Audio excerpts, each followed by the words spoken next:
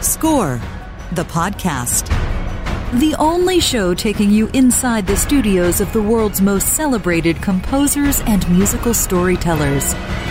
Kenny Holmes and Robert Kraft checking in. Hey, and you know what's really nice about our intro? This season, I don't know if a lot of people are aware, it was changed to a more accurate description of the show, and I love hearing it. It says composers and musical storytellers. And today's guest is a perfect example of that. And I got to warn you, if you listen to the show with kids and you're not aware of Diane Warren, it's sure to be an explicit rated episode because she DGAF. Yeah, and I'm going to say parental advisory, not safe for work.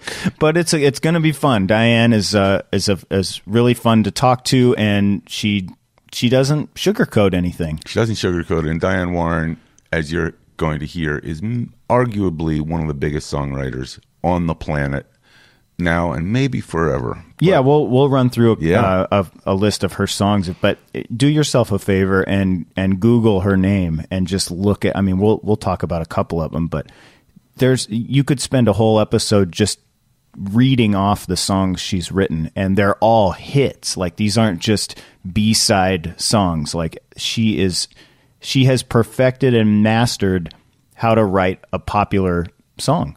Correct. She's the queen of songwriting. So Diane Warren will join us. 10-time Oscar nominee, Grammy winner, 15 times nominated for Grammys. So she's no stranger to the red carpet. And it's interesting that she's not a performer. She wanted to stay behind the scenes, and we'll ask her about that and much more. Some hot topics over the weekend. Godzilla, not the monster at the box office everyone hoped for. Thank you for my pun there. Yeah, kind of surprising, I think. Everybody anticipated that it was going to be enormous. And I think what's so scary about these movies is, for any other movie, $49 million. Right. Oh, my God. But I read this morning, Godzilla cost $170 million to make and another $100 million to market. Mm-hmm. So, the marketing is insane. Even I was driving through Hollywood yesterday, and on the corner of Hollywood and Highland, Godzilla was there. They have like 70% of the billboards, and they're all right next to each other. I'm like, I think we see it. That's a lot of money. Overkill. But, sometimes it just doesn't work. But that's one of those movies, though, where like the international box office is going to pay for everything. Kicked it up. Yep, the international did well. But one secret of movie math is if it did 49, or let's make it easier, 50 million the first weekend, you can actually pencil out the movie's ultimate domestically at the box office this way. You take 50, you cut it in half for the next weekend, so now you're at another 25, that's 75. You cut the 25 in half and you're at 87. And you can actually, this is what movie studios do. You see that domestically, it'll kind of peter out around 100. This is a movie you need to peter out around 500. So it'll be interesting to see how it goes. Needless to say, we are so proud of the score. The score is amazing. Awesome score, and Baird killed it. And just to have him as our first guest this season was a big coup. In fact, it leads to how exciting our recent guests have been and their work has been. We had Hildur, who... Oh, man, the story Hildur told about the creation of the Chernobyl score being recorded at a real power plant is like... It went viral in Iceland, where she's from. Yeah. And then the story got picked up, and it's in news articles all over the place. Yeah. And the finale came out last night, so... this is one of the biggest shows of all time. IMDb I think it's scored the highest TV series of all time. Oh, I didn't know. Or at least in the top 2 or 3 as it fluctuates. But incredible response. And these miniseries are like the new biopic. In movies, it's the biopic. In TV, it's the miniseries. TV's kind of created a way of making a 5-hour movie split up, and they're really succeeding with it. When They See Us and Chris Bowers, Ava DuVernay's new show, it's incredible. And the cinematic quality it could be at the theater if people would sit through a 5-hour movie, but they're creating these episodic films. And I think, did he call it that, a film? Each episode's a film. I talked to Chris about When They See Us after I saw it, which I just finished. And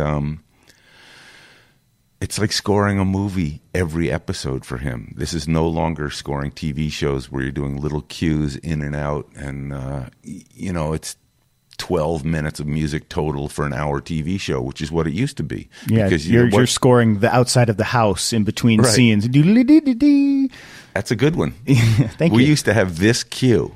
Ba-da-da, ba-da-da, and then you'd walk in the house. Yeah. So, but Chris said, for a 1 hour, 10-minute episode of When They See Us, there's 90, 88, 86 minutes of music times 5. So, or 4 on this one. By the way, the episode 3 of When They See Us, I thought, wow, this one is really powerful. And I waited, and the director of that one is Ava herself. Wow. And I thought, of course, in addition to everything else, it's really well directed. But we're so excited to have them be guests on our show. And then right at the moment that their careers and their music are really getting exposed, I think it's good luck for us and brilliant for these composers. Yeah.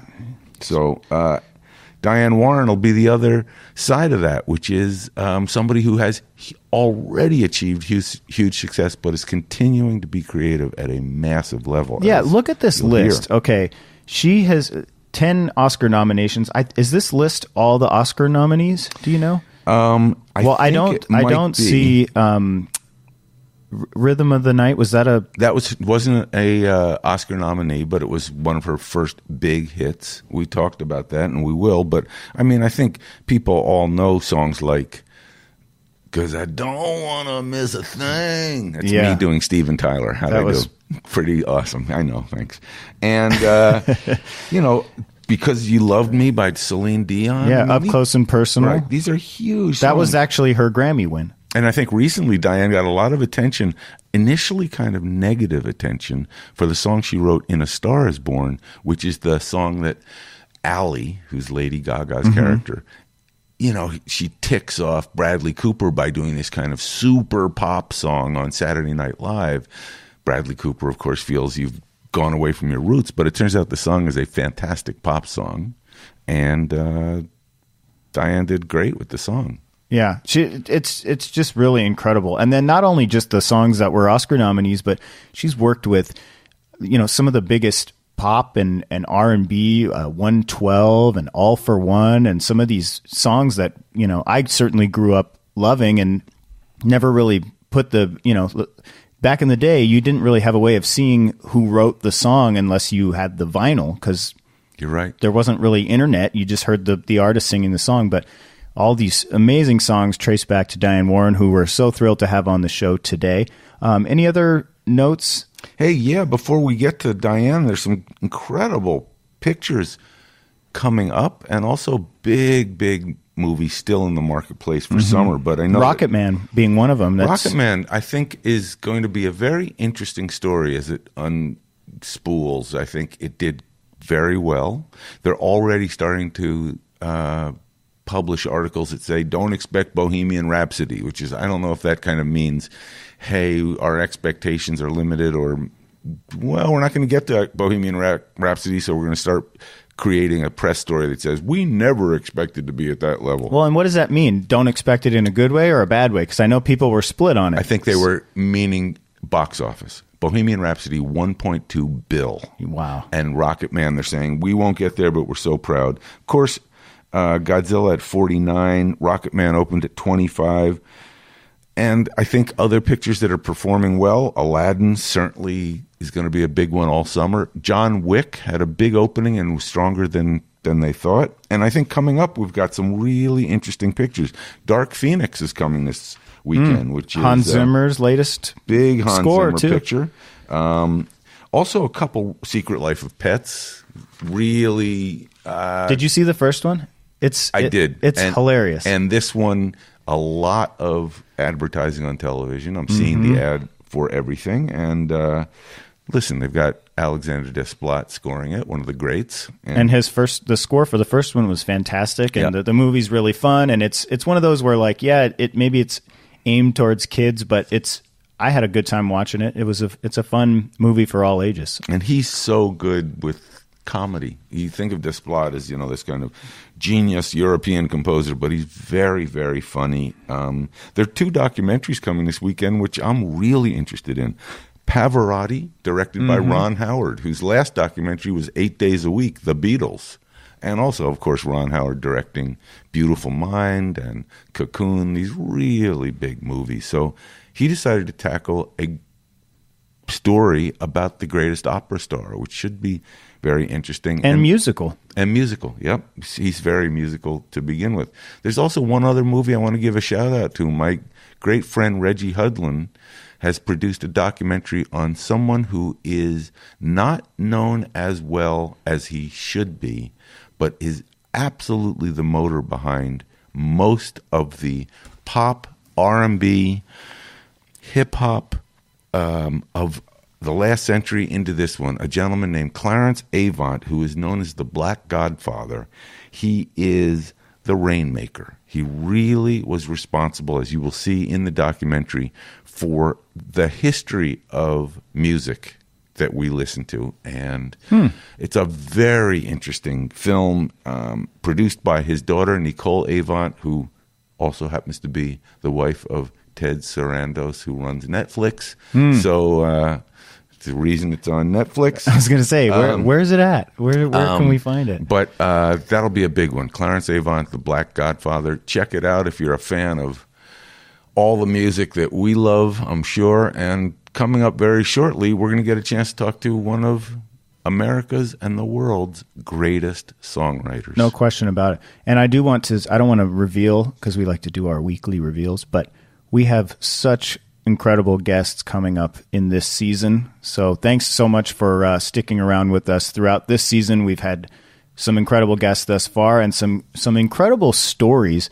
It's so fun to hear some of this, behind the scenes inspirations and stuff that, these composers don't get to talk about very much. So it's an honor for us to do this. And we have some incredible guests that we're in the process of booking for later this season, and some that we've already booked. So stick around for that. And please, if you like what you're hearing, go to Apple Podcasts and give us a 5-star review and tell us what you think, because that's how we keep the show growing. We're going to take a quick break, and then when we come back, 10-time Oscar nominee, Grammy Award-winning songwriter Diane Warren joins us on the show. Stick around. We'll be right back. Steven Spielberg and George Lucas. What about Strange Lands and Escape from the Everyday? It's brilliant, George. Before anyone knew them by name. Who's a good boy, Indiana? 400 grand? Let me explain it. George, that's our money. Blockbuster. Everybody, take cover! Following the spectacular failures. Sir, are you all right? And the unexpected triumphs. I told you, George. I told you. A 6-part immersive audio series. Blockbuster. Experience the entire 6-part series ad-free on Apple Podcast, Spotify, and all other platforms. Welcome back. We are here inside Real Song Studios with the Diane Warren. That's my first name now. The Diane Warren. Hi, I'm Dee. Nice to meet you. It's so nice to be Space here. Look at who are all those people clapping? We filled the You didn't house. see them? They're behind you. It's guys, It's actually they're little. It's the Hollywood traffic. You can hear it from here. It's our They studio heard about audience. this. Nice. We just heard the greatest story of an unfortunate accident, which is really. But Which one? The bike accident or the scooter one? I think the scooter accident. Though that was Diane, yesterday. That's fresh in my really thoughtful. She's here in my wounds. on a stretcher, complete in a body cast. But she said the score interview took precedent over healing. Nothing was going to keep me. They rolled the from gurney doing in this. here. Nothing's going to keep me from you, which is it's a song I did. I'm saying from Detroit Rock City. I don't know why. I think that's where that song was from. So really quick, It was. If people come to Hollywood and they're on the tour buses, they can see Diane Warren riding a scooter around Hollywood. Is that? Yeah, and they could even run me over. I think one of them almost did. I was so stupid. I because it was a red light. There were no cars were coming, so I thought I'm going to get across from really fast. I did get across, but on my not elbows. Completely. Yeah, but on your elbows. I didn't realize we were in a beautiful recording studio. That's Diane's, but a lot of history here. I've been in this room when it's been other rooms. Yeah. And which it Mike was, Karen. Yeah, Mike Karen had it for Did the Atlantic Babyface- had it. was Babyface owned I it. So wrote it a used to song be in this Solar room. Records. Oh, nice. Yep. And it Solar was Records owned it. Dick Griffey. Then Death Row. Tupac's didn't first know. album, and Really? the Chronic was done here also. Amazing. And then Is this the Babyface- studio they're in the Straight Outta Compton scene? I'm not sure. I know. I'm not exactly sure what Yeah. was done here, but I know Suge Knight's room is at the end, and we don't want to spray any luminol in there. So don't do that. But then Babyface bought the building, and Yep. his wife Tracy got it in Tracy. a divorce. Yep. She sold it to somebody, and I bought it from them. So it is Diane You know, Warren, so Real that's why. Songs, It's a Real Songs building. the Real Songs building. Yeah. Can My you- songs bought a building. Who knew? They're I real. love that. Isn't that cool? That your songs bought a building, Yeah, and it actually not me, my songs. Well, that's really nice is because kinda your me. songs wouldn't really exist without you. Yeah, In kind of fact- both of us. Me In and my fact, songs. it's a very interesting topic, which is, do you feel that your songs are you? Yes. And that is remarkable, and probably why you're so.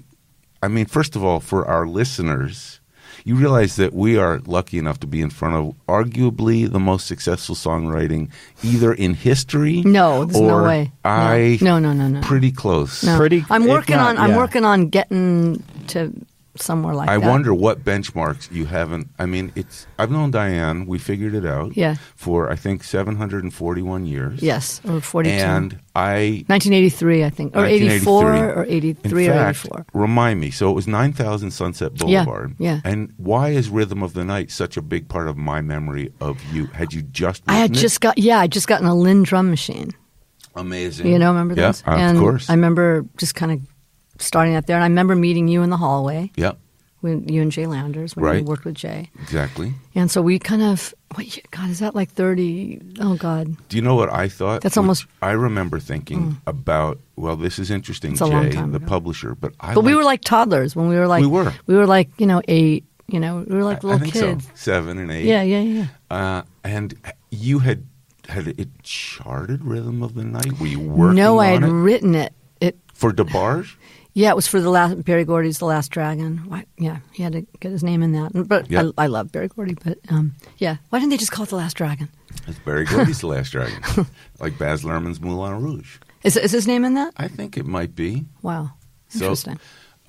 You, for some reason, is I think I'm going to have Diane Warren's in front of every song I write. Diane Warren's Rhythm Yeah. of the Night. Yeah. The Diane Warren. Yeah, the has to be there too, just Do you know that to make in it as pretentious Hollywood as you possible. could ask for that, and people would first they might grumble, but you'd get it. I just wouldn't. Some of the stuff is so stupid that, Yeah, in fact, I always said that when we were making movies, the credit was a much bigger issue than the money. The size, Right. the size of the name, I know. Or if your name's before, it's like a seat in the restaurant. single It's so card weird, credit. right? Yeah, it's It weird. is like a seat in the restaurant. It's like put me by the kitchen because I want my for- food fast. Right. Well, for me, it's usually, I often say, don't you have a view of the men's room? Because that's where I'm so used to sitting.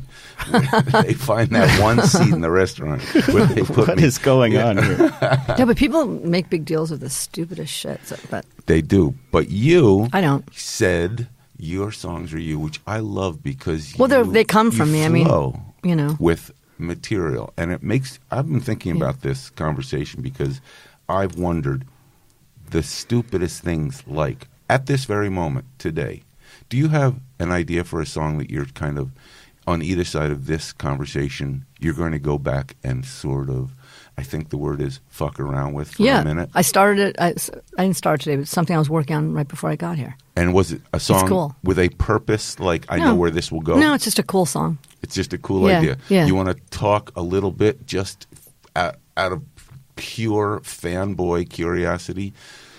Did it start as your elbows hit the ground? I was going gonna to say- No, it didn't. It wasn't. Your bird scooter inspired. Yeah. remember- No, it wasn't from that. Do you no. remember something that triggered this It melody? was just a chord progression kind of thing. And, Nice. And having a hit of a joint, to be honest. Absolutely great. This one. And something. But I didn't. Not this morning, but a couple of days. Do you know where it would go yet? I have no idea. Hopefully, somewhere good. And do you think of it as a particular artist?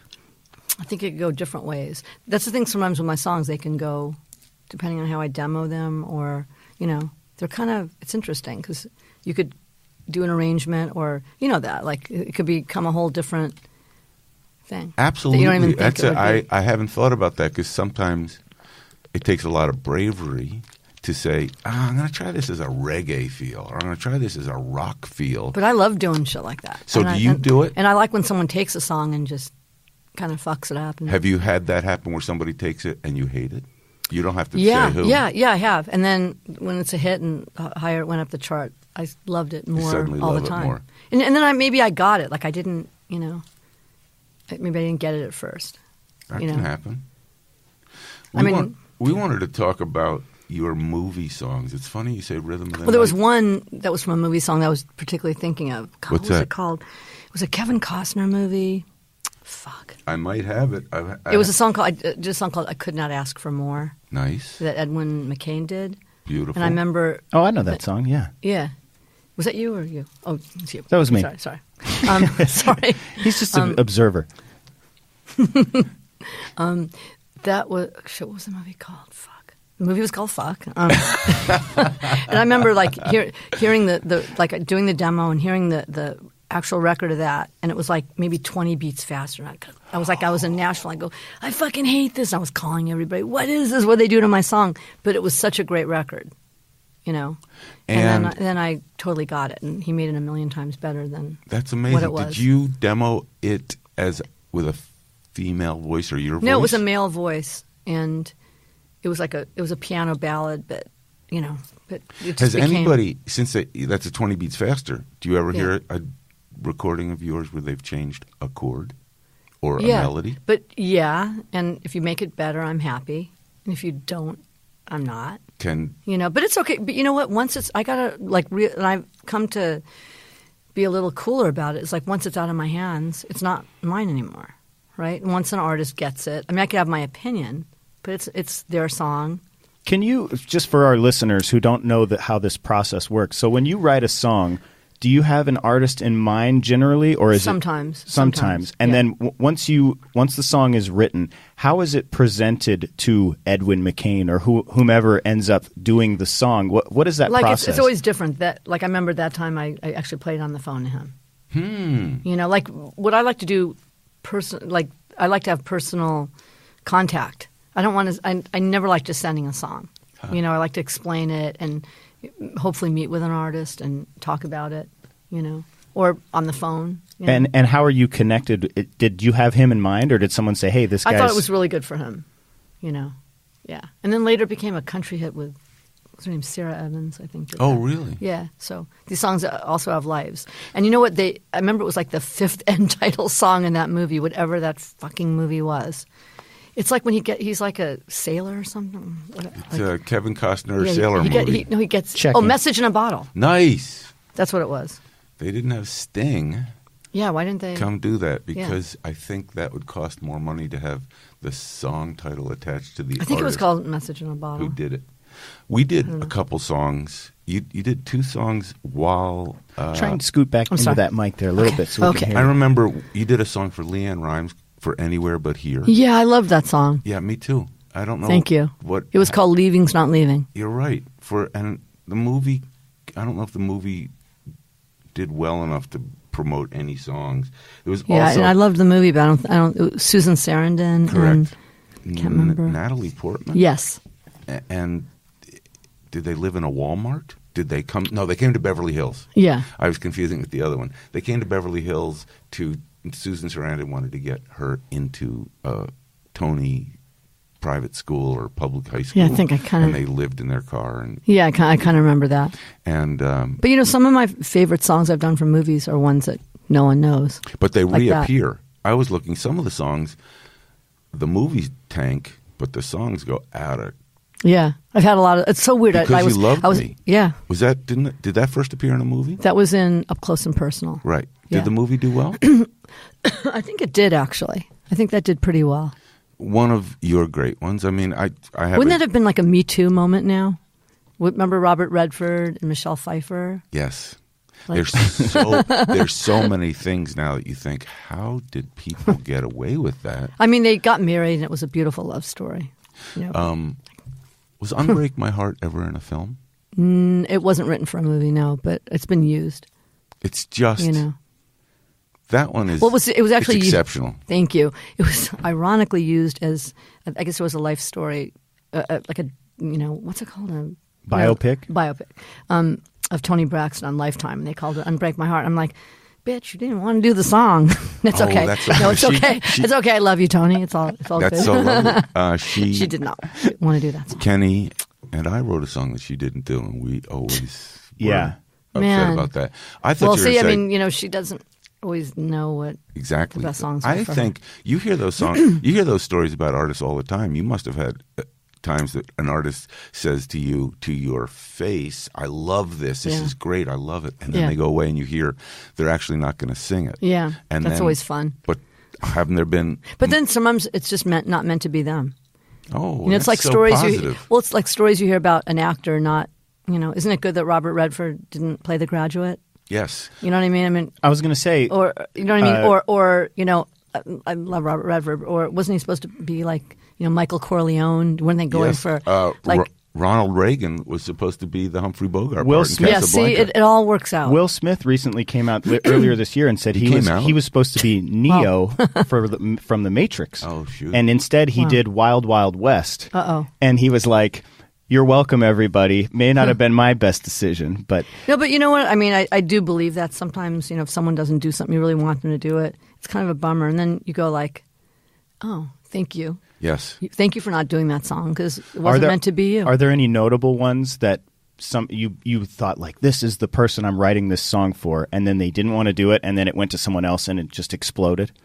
There's probably a lot of those. I have to think about it. But there's probably a lot of those. Well, how did you get Tony to reconsider Unbreak It wasn't me. It was Clive. Oh. I think it was Clive was like, do you want your album to come out?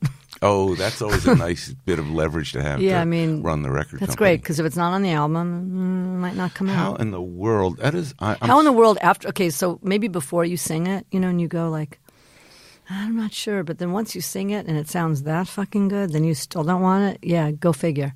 It's just an intensely beautiful song and lyric. Thank you. And when you started to say, oh, I guess it did appear in... And you said a Lifetime movie. I thought you were going to say, yes, it did appear in like some ad for a heart medication. Unbreak my Actually, it's a good idea. Okay, anybody listening, you can get licensing. You Give us a call.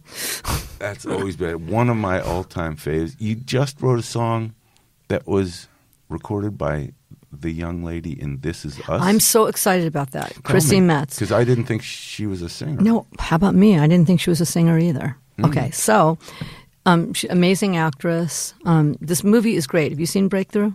I have not. I haven't. It's really great. Like I'm Jewish. What I know about faith-based movies, but it's not. They don't put the faith stuff. It's not all Jesus-y and stuff. It's a beautiful, true story about this kid that, he fell through the ice. He was dead for an hour, and the doctor came out to tell his mom that he was dead. And she went in there and basically just prayed whatever she did, and his pulse came back. He wasn't supposed to live the night, and if he lived the night, he had literally no brain activity. She did not give up on him. The town. It's a beautiful story about community too. And I met the kid at the premiere. So his brain must have come back. Yeah, his brain is normal. It's a beautiful film, and I saw it, and I go. And there's a moment in the movie when everybody stands up that believed that he, that stood by him. So I thought, I'm going to write a song called "I'm Standing With You," So I got really inspired. I'm so excited about the song. And they go, well, we want Chrissy, because Chrissy stars in the movie. We want Chrissy to do the song. I'm like, oh God, no, not an actress. No, can't we get Carrie Underwood or Lauren Elena or one of the... Ironically, I'm going to fast forward it. It was premiered on the ACMs, and everybody that I wanted to do the song instead of Chrissy was up there singing it with her. Oh, how cool is that? Amazing. But so they wanted me to try her, and I go, okay, well, if we get Chrissy on there, can we pair her with Carrie Underwood? Can we just do something? Because I was just scared it was going to suck, and I'm the worst liar. So, so she came in here and worked with Kyle, one of my producers, and I left for 3 hours. Because I don't want to, I'm like, because I was really negative about it. Like, you don't want me there going. That's really interesting. You don't sit at the console while they're recording? No, a lot of singers don't even want me. No, I'm going to nitpick and I don't know. It's better if I'm not there. Better to come in later. So I come back and I'm like, fuck, what if this sucks? And she's going to know that I fucking hate it. And I'm like, you know what I mean? I'm really a bad liar. So it was played back to me and I was blown away. I'm like, oh, fuck, man. you are so good. Like she has like an Adele thing to her voice. She's a great singer. And I go, you know what? I don't want one person on the song with you. I want this to be just you. So I was sold. Is she a singer normally? She's a real singer. Oh, she's so really good. Did you know, and you didn't know I that? didn't know, and I've never watched her TV show. Will she or has she made her own record? We're doing that now. That's fantastic. Yeah, I'm working. We've done 3 songs so far. That's huge. That's great. Yeah, I'm excited about her. I think she's really great. And I think this song, fingers crossed, maybe number 11, Wouldn't that be nice? Yeah. That's 11 Oscar nominations. Yes. Because you already have 10. I have 10. Which is incredible. And the song kind of fits with my recent songs where they're a little deeper. Well, it's actually, I started to look through recent and original songs. There is a really wonderful and unique thing that you are doing, which thank you, and not enough songwriters are doing. You're writing political songs. Well, not necessarily political, but they're songs that deeper meaning. They have a call to action a little bit. Right. Yeah. They're not just they're not just lovey-dovey, though some are. They are songs with meaning, right? Social meaning. Yes. First of all, and the cool thing is they transcend, the movies, because like Stand Up for Something from Marshall became Stand Up for Cancer theme song, right? Yeah. I'm Standing With You. I'm not supposed to talk about this yet, but I will. Far away. There's this thing called Playing for Change. Yes. You heard about that? Absolutely. With Stand By Me? Yeah. So since, the ACMs had like Carrie Underwood and Chrissy. Yeah. In other words, that song on the ACMs became about, because country music's such a boys' club, so they wanted to have a moment on the ACMs where it's all women. So it was like all the biggest country artists were with Chrissy. And by the way, she had balls to do that. She had never sung in front of people before. Whoa! She sang with these killer you're getting singers. for an audience, because you can't fake it in country music. Yeah. Those aren't auto-tune people. Those are like actually right. You have to sing in tune. Yeah, they're the real shit. And she's saying that. But what was the point? Oh, so the Playing for Change. So they've been talking to me about stuff. I go, what if we like took. Had to be women musicians all around the world doing that song with Playing for Change. Is that what's coming up? Well, they love the idea, and Norman Lear loves the idea, and I love him, and he's the one who introduced me to them. How cool would that be? Like I'm talking about, like everybody. I'm Standing With You, like women all over, like Africa. I love that. China, India, everywhere around the world. Yeah, women's choir. Yeah, I do too. So how about I'll Fight? Yeah, I'll Fight. I'm excited about that too. Is right now, man. For another award coming up? Well, potentially can be nominated for an Emmy. Yeah. Which, like, with Till It Happens to You, that's the cool thing about documentaries. Till It Happens to You was important. It was the hunting ground, right? And that, by the way, that song transcended that too. Yeah. One cool thing about Till It Happens to You, it really kind of kicked in the Me Too movement. People weren't talking about sexual assault. How did you? I'm just curious about that title, which is perfect. It's a perfect title and lyric. Till It Happens to You. Thank you. And you're not saying what it is, because in the movie, it's about sexual assault. Yeah. But then then people are using it for anti-bullying. It can be anything. It could be anything. So you could be going through like being sick or losing somebody or losing your job or just going through whatever hard times. Everybody's going, it's going to be better. No, fuck you. No, it's not. And that's what you don't know that song. Until it happens. Till it happens to you. You don't know how it feels. Simple. Should have won. That was the one year I kind of was super bummed out. That's the one year I thought, because when everybody's telling you, yeah, you're winning, it's like, and I kind of thought, because all the prognosticators was like, and then they have like Vegas odds on these things. It's crazy, right? And then, I don't know, if I was going to lose to a James Bond song, I would have rather have lost to Live and Let Die or something like that. So if you could go back or to Goldfinger, if it's a James Bond song. If you could go back to your 10 Oscar nominations, would that be the one you wish you had won? Or is there one particular that you're like, man, I should have won that I never think I should have. I was hoping, for that one. Another one that I was hoping for was Because You Loved Me back in the day. Because the same kind of thing was that. Unbelievable song. Thank you. Of but course, but you know what? It's cool. Nothing's going to stop us now. Can we just go through a little? I'm sorry. I did that with Albert Hammond. Loved Albert because Albert's you loved the best. Me. Yeah. From up close and personal. Yeah. We're going to just, for all our listeners, just so you know all who the Oscar we have losing here. songs. These are some of you could actually do an incredible concert. That wouldn't be a terrible. Well, I want to do that. And the winner is. And you have Well, none of them are winners. Right. And the loser is. How Do I Live from Con Air. Yeah. Leanne sang it. And Trisha Yearwood was in the movie. One of my all-time faves. I Don't Want to Miss a Thing. Thank you. Yeah. One of the greats. Thank you. From Armageddon. Yeah. Aerosmith. Yeah. An Aerosmith Their biggest song. hit. Which, by the way, Wasn't it a big I saw your tweet that said it was in the top 5 funeral songs. Yeah, it's not cool. I mean, I'm sorry, it's not good to die. That is cool. No, but the cool. I think I said something about that. Like I didn't know when that you- was a list. First off, but I know, is that cool? I mean, I like to make a list. I don't usually. I said something kind of on my Instagram, like people are just dying to get on this list, which is kind of sick. But, Nice. But when you have a song that can be a wedding and a funeral, sound effect. When you have a song that works in a wedding and a funeral, that's a big song. I think. Is there any Well, other song you can think of? yeah. Okay, so here's one. Because You Loved Me. Yes. It's ED, past tense. Right. Why are you getting married to that? No, I don't mean that because it's a beautiful wedding song. Yes. But it's ED. Yes. could be the commercial song for it. Yeah, well, it's used in funerals too. So, Yes. because of the ED. And it was written for that scene when, Robert Redford's character dies and she's kind of, How about Music of Boy, My I just Heart? sucked the life out of this podcast with that question, didn't Gloria Estefan. Oh, and I'm In just- Sync, yeah. That There was You'll cool. Be from Pearl Harbor, Yeah. kind of another Bruckheimer. Yeah. Rita Ora. Yeah. And I loved that movie. Getting Rita was the director's idea. There was it was a bummer because there was no support. I really liked the movie. I loved the movie. First of all, I love Gina, the Yeah, director. she's the best. You should do something with her. She's I'd great. love to. She's really I love talented. Gina. I'm Price, supposed to work with her Blythe again. Wood. Yeah. And the actress in the movie, Gugu She's Mbatha great. Raw, absolutely beautiful. Don't you think that was such an underrated movie? Beyond the Lights, a real, there are lots of movies about backstage music stories. This was a real. It super really felt great real. one, and a super great relationship. And I was at the core I of was the movie. proud of the song too. And Diane wrote the song Grateful. Yeah. Thank you. Now we're getting up to some of my faves. Stand Up for Something. Yeah, from it's one of my Marshall. favorites ever. Produced by my great friend Paula Wagner with Reggie. Yeah, yeah. And, You're doing something with Paula. I am doing something with Nice. Paula. We got a movie coming up. And I want to do the song if you want I me. hope so. you I mean, want me. because If you want me. that could be number 12. Yeah, let's come on. Let's After, keep them coming. How soon do you get on a movie? Does a director reach out to you early and say, "We want a song and we want you," or We want Diane Warren. We don't want which Diane Warren. everyone wants? I but- know. Well, it's always different. I'll tell you, with Stand Up for Something, it's a good story.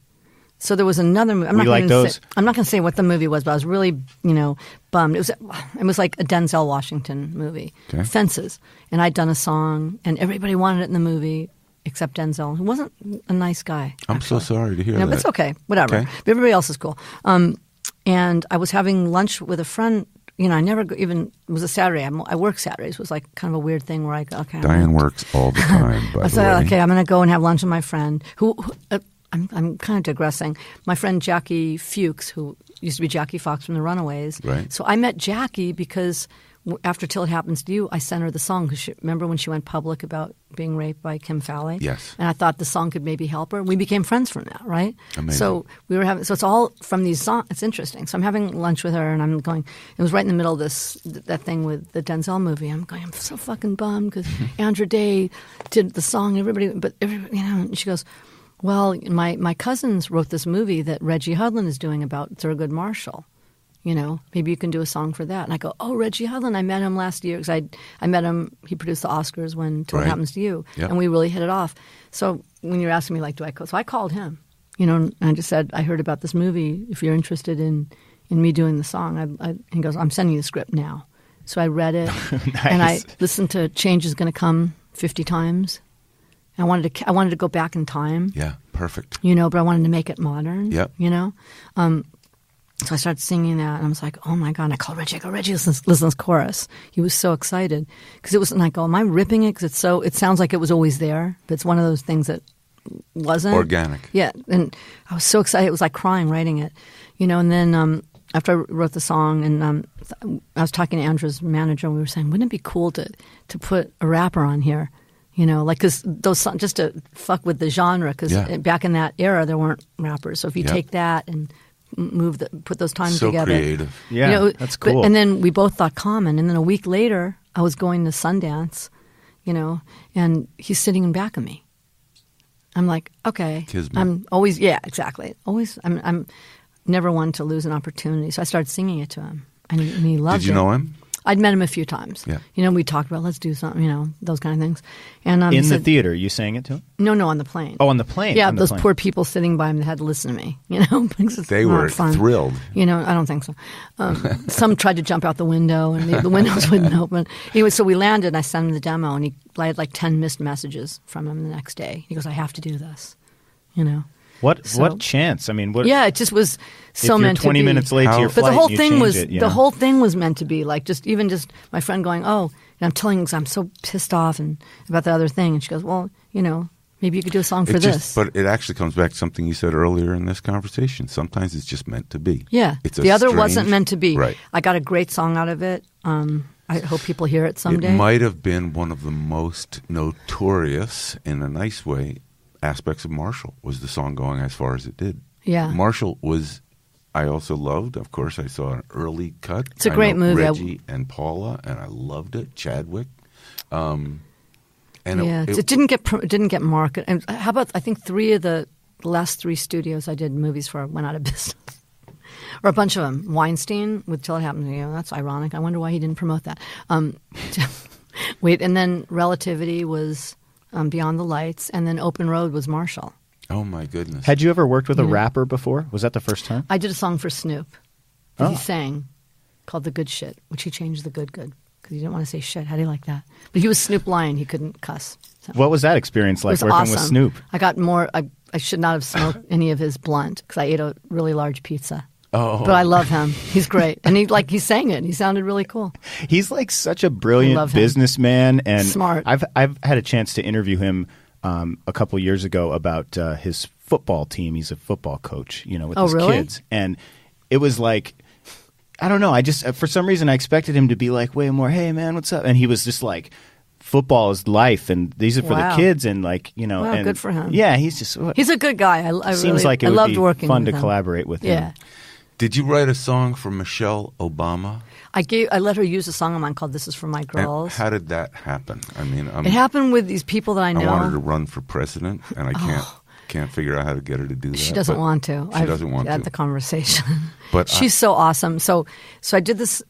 These Where people I did knew. the song come from? I'd had the song. Yeah. And they'd ask Desiree Gruber. Yeah.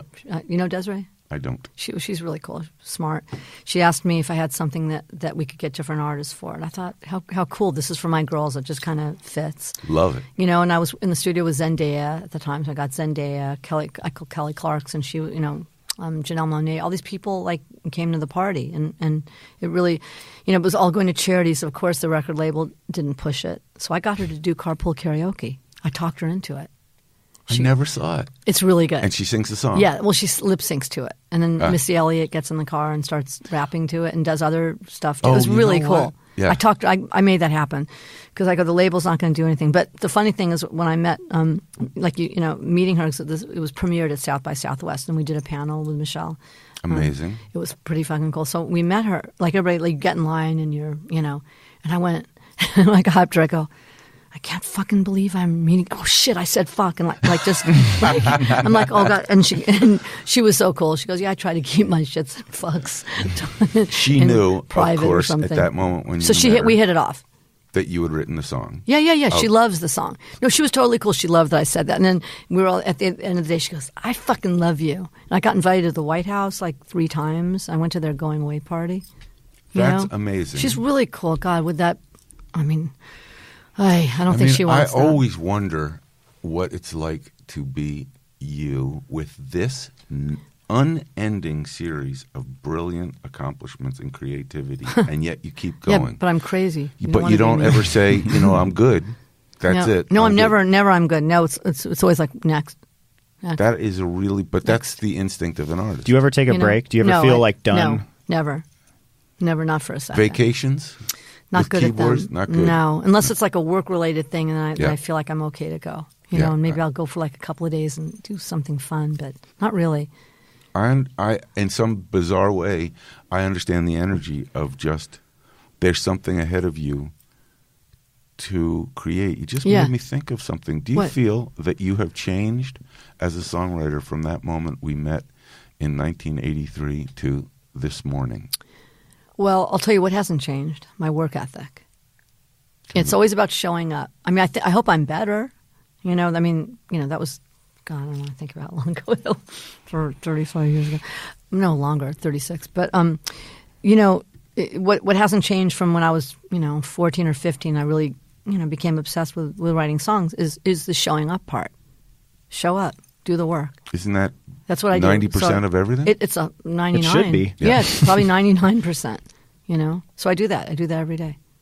And when you show up and you play something Sundays. and somebody has notes, how do you feel about, I guess it's individual. Sometimes the notes make sense. Sometimes because that's one of the hardest parts. I don't get a lot of notes collaborating. because I write by myself. I don't get a lot of notes. But if someone has a change, I was just asked to do something in a movie, like to change. There was a line when it said something like, "I look in the mirror, I like what I see. Could use a few pounds, but I like those curves on me." Which I love that line because it doesn't have to mean you're super overweight, Sure. but like someone in the movie singing that was, Yeah. So I had to change it to, what was it? Look in the mirror, I like what I see. I like, something. I love my flaws. I like the way they look on me. So something that wasn't like, That way it can be. it could be anything. Yeah. I kind of prefer the Different other, but it's still a perspectives. good line. But there's things every now and then, or someone might just change something to fit them, which is cool. Oh, that's as long nice. as they don't go like, oh, Do you have I'm co-writer on that now for changing the and to the that but. I know has happened a couple times, and but it actually reminds me of a really interesting assignment that you had that I've been curious about because it both you did the assignment incredibly accurately, but it sort of backfired on the assigner. How's that for a mysterious setup?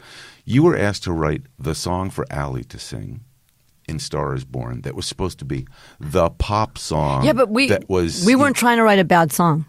So that's what I was wondering. Yeah, we were just writing a pop song. Because it's a great song, Thank and you. it's become a huge song. It's the irony being, this is supposed to be her kind of pop song. Yeah, that disappoints Bradley Cooper. Yeah, and he quoted my line, which is awesome.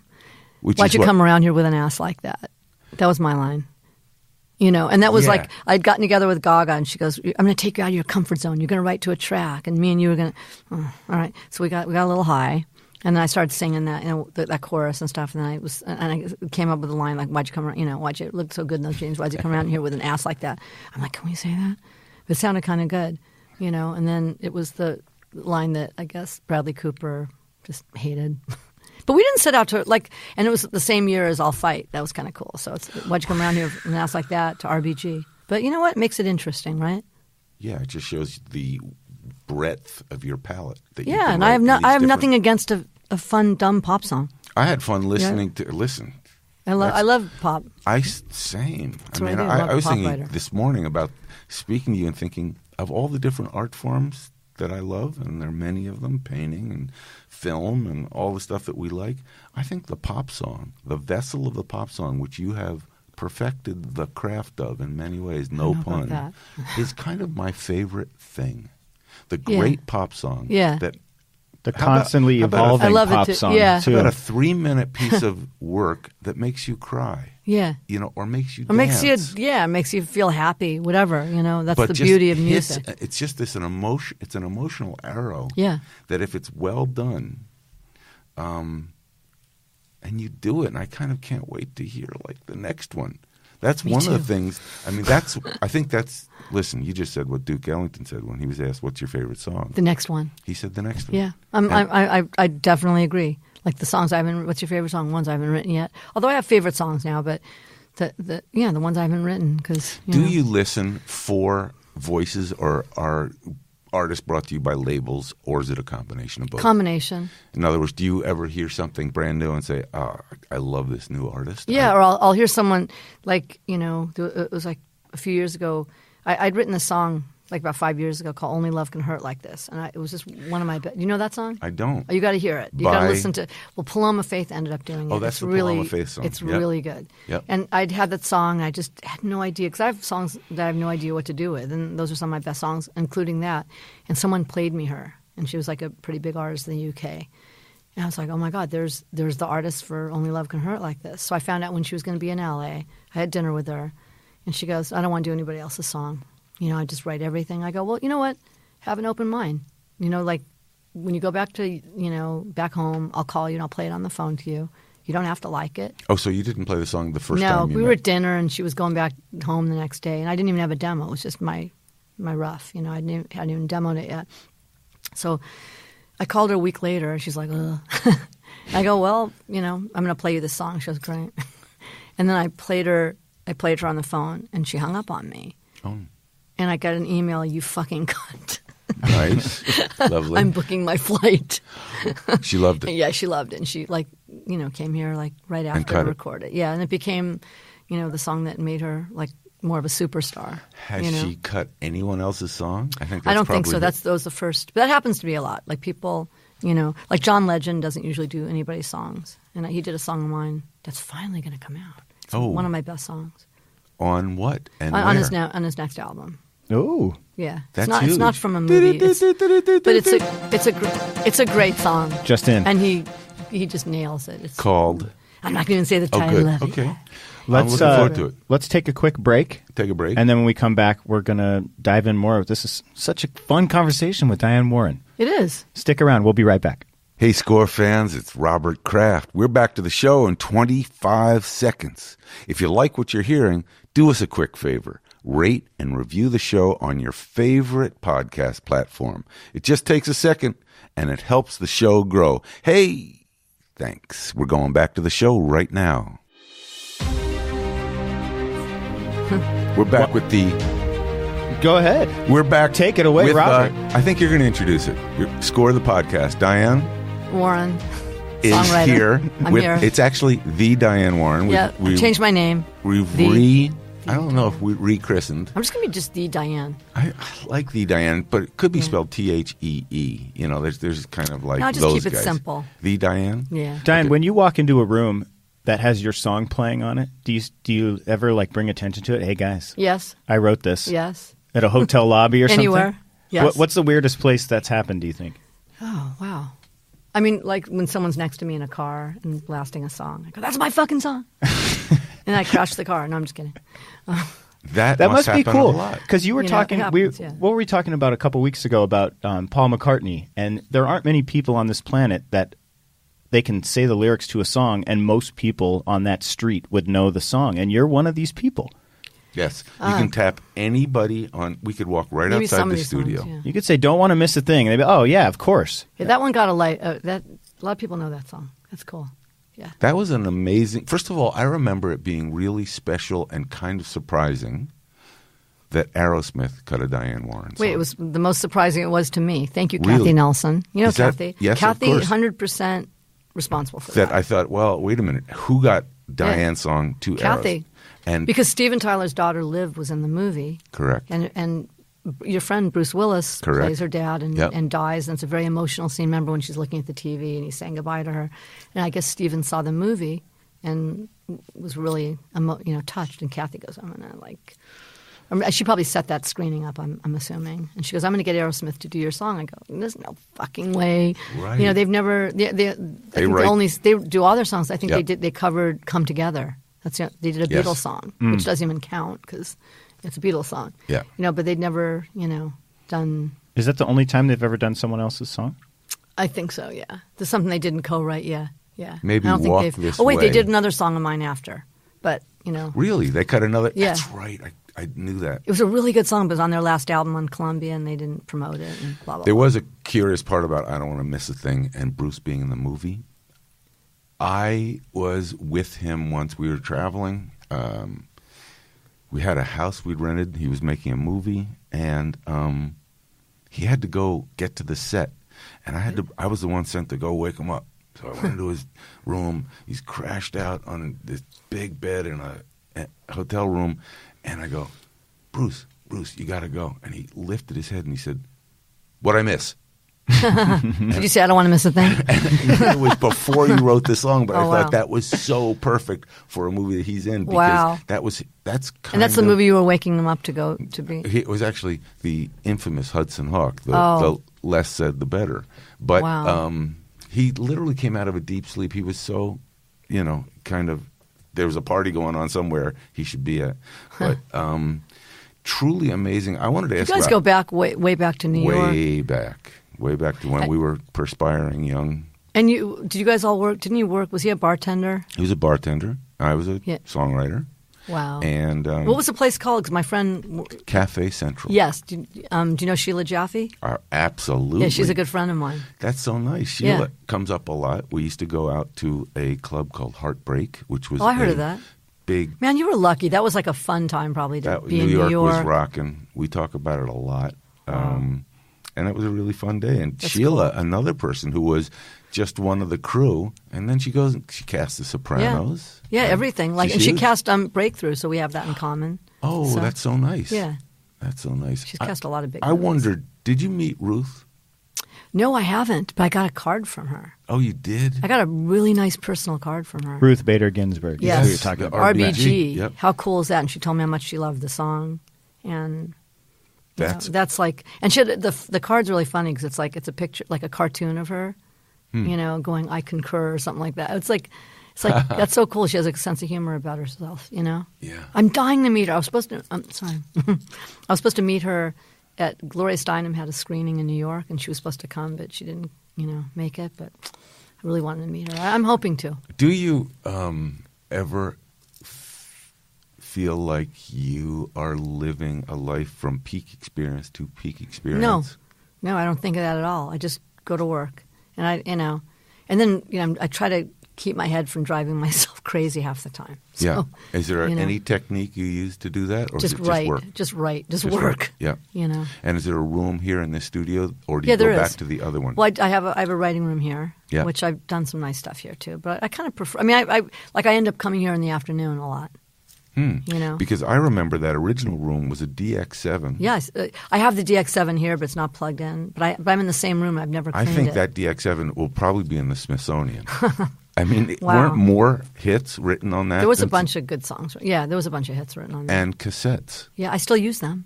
So you still use cassettes? I still use a You don't go Walkman. to some kind of fancy digital No, because I don't know program. where it is. And like, you know, I tried to use on my Samsung. I still have a BlackBerry too. But on the Samsung, I tried to use the voice thing, but I put it on I sang it to my answering machine too. Lovely. But you know, on the BlackBerry, which you know that one kept it, and then it disappeared off of my Samsung. So I'm like, you know what? That's annoying. I'm good with cassettes. You know. But don't you have to roll back and forth to find that little phrase? Yeah, that drives me a little crazy. But I'm used to it. I've been doing that forever. Wait, do you have to? You must have to order tapes on Amazon. You can't buy those at a store. Yeah, we have a bunch of 90-minute cassettes. That's I'm old school. Whatever- what can I say? whatever works. It's just like there. I see them. And I can. Some you know. composers still do pen and paper. I mean, you got to do Yeah, what you got to do. whatever is comfortable to you. You know, Yes, whatever works. whatever works. Do you get starstruck by anyone? Well, Who- when you mentioned Paul McCartney, I did with Paul McCartney. You worked that's with a him? Beatle. I never worked with him, but oh my God, the first time I met him, we both lost for. I lost for Pearl Harbor, There You'll Be, and he lost for maybe the song from Vanilla Sky. Vanilla something like Sky, that. yep. And I remember we were like, it was during a break or something. I go, wow, if the 7-year-old me knew I was a loser with Paul McCartney, you know, or something. And he didn't really laugh. And I'm like, oh, God, I said the wrong thing. He probably thought he was going to win. I didn't. But Who won? I don't even remember. Oh, I know. I remember. You know why I remember? Because it was Randy Newman. For a Toy Story song?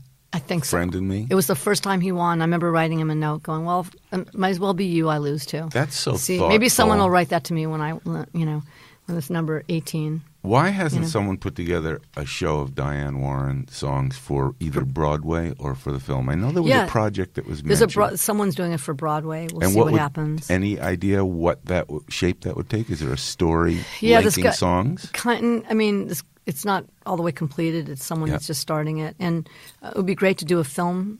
You know, something. What would film. be your? I don't even know. I have no idea because there's a million. Are you saying things like a you can biopic? Do. I mean, maybe if it. I kinda love that. I don't know if someone thought that First, was we have interesting.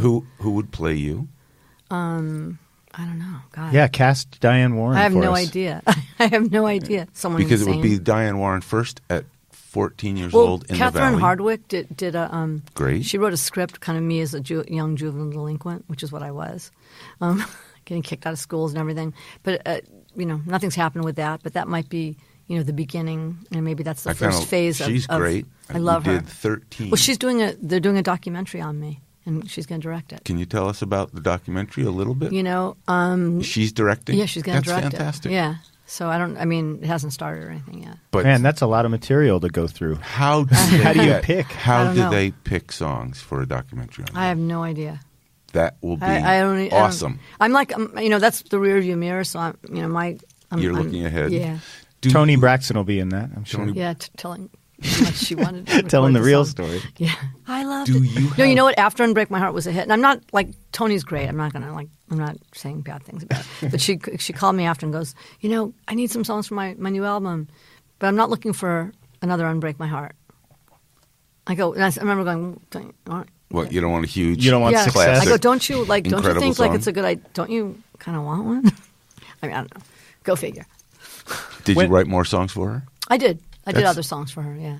That's lovely and generous of you. No, I don't care. I'm cool. I don't hold grudges like that, That's a really important And the song, thing. why would I? The song was a huge hit. She won a Grammy. I remember telling her the night she did the vocal of Unbreak My Heart that she's going to win the Grammy.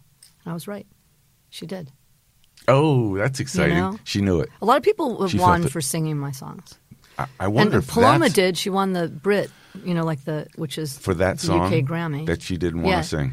No, but the good thing about Paloma, when she heard it, she did.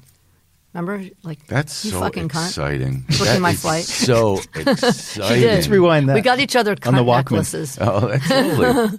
I always want to make T-shirts out of all these funny things. You said one tonight that I thought could be the tagline for that movie. Breakthrough. You said it's not all Jesus-y. Yeah. And I thought that could be kind of like Breakthrough. It's not, yeah. It's not, I don't know if they wanted that as their marketing slogan. Maybe not, but I just think it's thrilling. I think it's what I love about that movie, though, is it's positive. It's like, okay, miracles can happen. It did. I met that kid. What's wrong with incredible. A movie about, we turn on the news and it's just like fucking depressing. I don't want to go spend my money and see a really dark movie. I just don't. That's so nice. And it's so nice that the Chrissy Metz relationship. Yeah, yeah. First of all, what a relief that she could sing. Oh, my God. You could have told that story. You came back in after 3 hours, Kyle recording her, and said... No, I know. I wouldn't have... I was like, how am I going to do this? Get Carrie Underwood on the phone. Yeah. No, but I'm the worst because it just shows on me. I'm like, I couldn't say, that's really good. Yeah. No, but it was really... What do you say? Yeah, how do you do that when Do other songwriters come to you for advice? I mean, on Facebook and stuff, and they're trying to send me songs. Like, no, do not send me your songs. So people send you songs either for comments. No, but I don't want to hear other. I mean, I'm always writing. I don't want to hear anybody's songs. Especially someone that I don't want someone coming back to me because I don't know what's going to stay in my head. Oh yeah, I guess. Have you ever had a major songwriter come to you and say, "I want to sort of ask you questions about songwriting," or how do you proceed? No, I mean, when I've met people. Paul McCartney look for some tips? I don't think so. I don't think that'll ever happen. Do you ever co-write?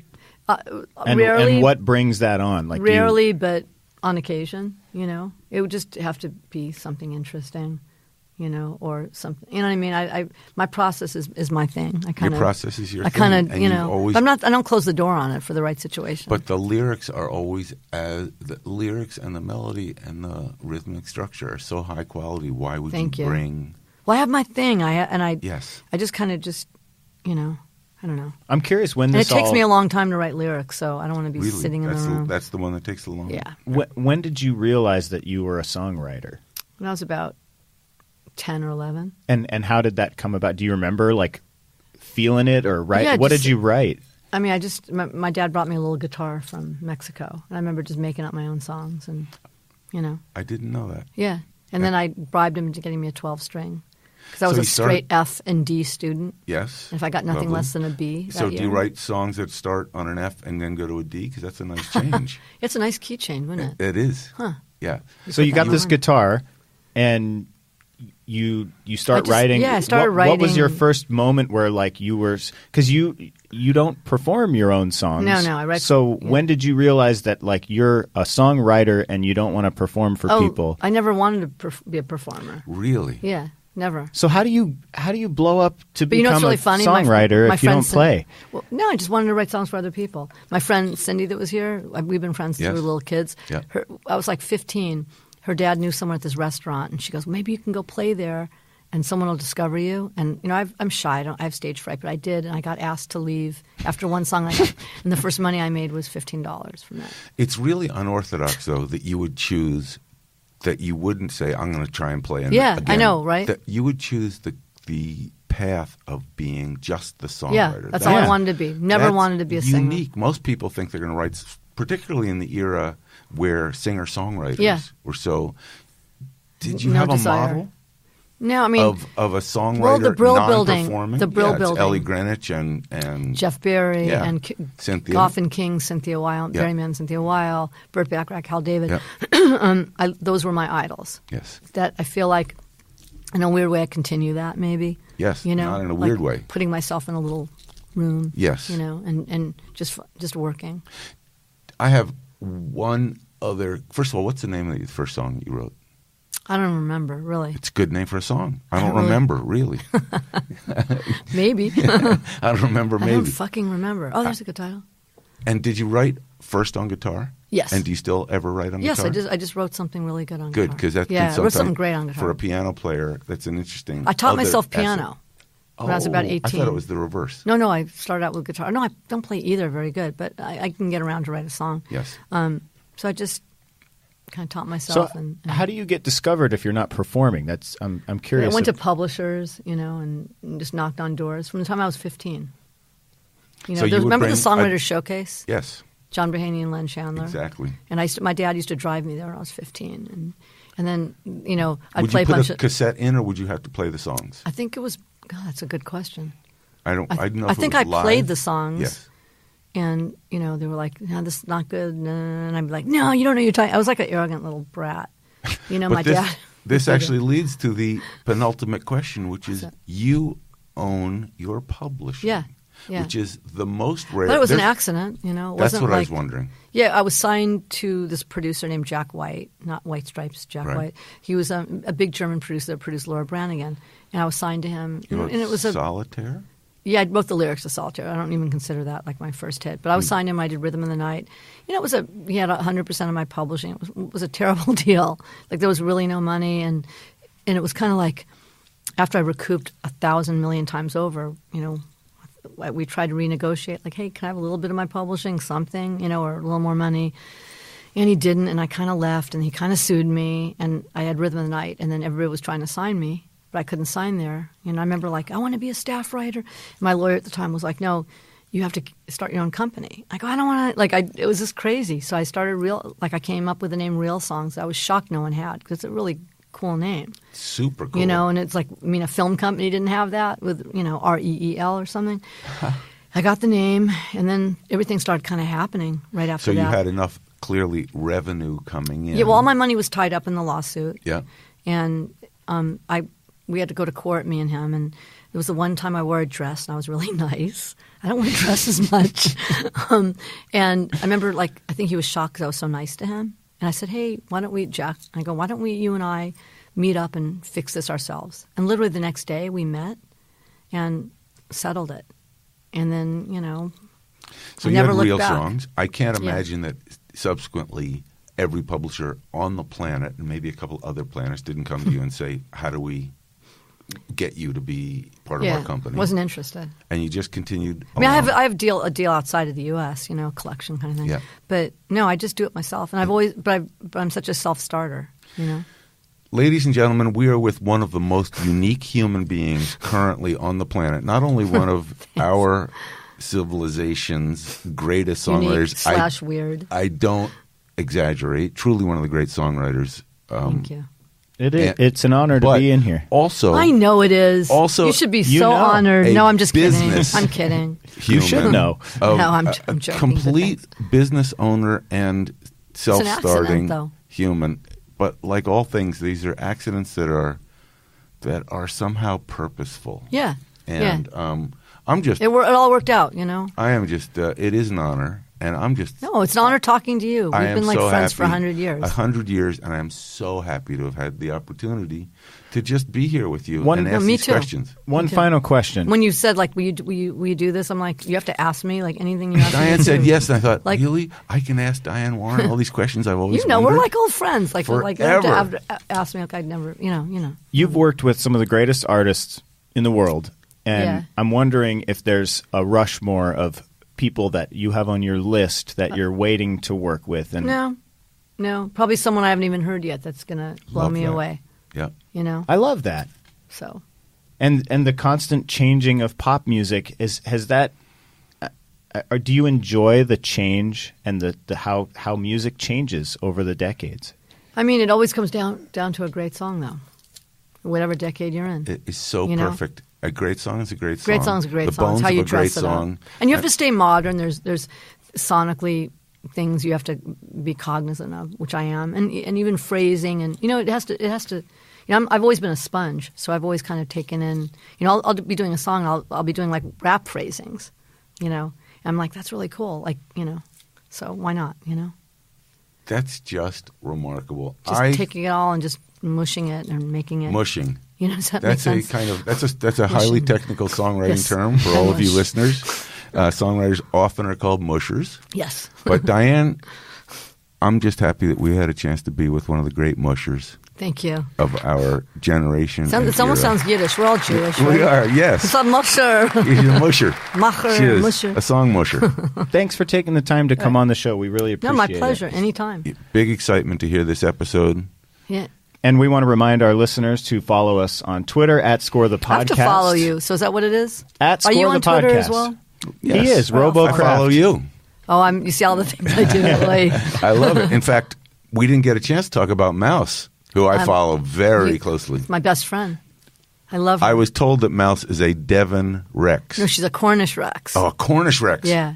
This is important. She's so cute. Follow Mouse on Twitter. Well, no, she really took over my Twitter. Oh, well, so if Mouse- you follow me, you're following Mouse. You're going to follow Mouse Yeah. and see Mouse. Yeah. We had the I don't know how pleasure. to figure out how to put a separate thing. I think Mouse is actually now with Grumpy An Cat moving on. I know that's sad though. I think Mouse may have Mouse's Mousy shot. Cat. Let's see. Maybe she'll be a superstar. I think Mousy Cat, the superstar. Maybe Grumpy Cat will play Don't Cunty Want to Miss a Cat. Thing at the funeral. I just realized Oh, that's sad, in though. closing. Only 7 years old. Yes. Yeah, that was sad. It is, but I think in the Grumpy Cat biopic, maybe Mouse can learn. No, she's not really grumpy. She's just she could have a little- cameo. yeah. She got a cameo. We are solving show business That's right. issues that weren't actually problems until we created She's gonna them. make an album. I I don't want to that. mouse a thing. All right. on. We're going to end on that high note. Right. Thank you, Diane, for coming on the Thank show. you. Rate and review us on Apple Podcasts or Uh-oh. wherever you get your I'm scared to podcasts. Yes. Rate me. Don't rate me. And we'll see you next week.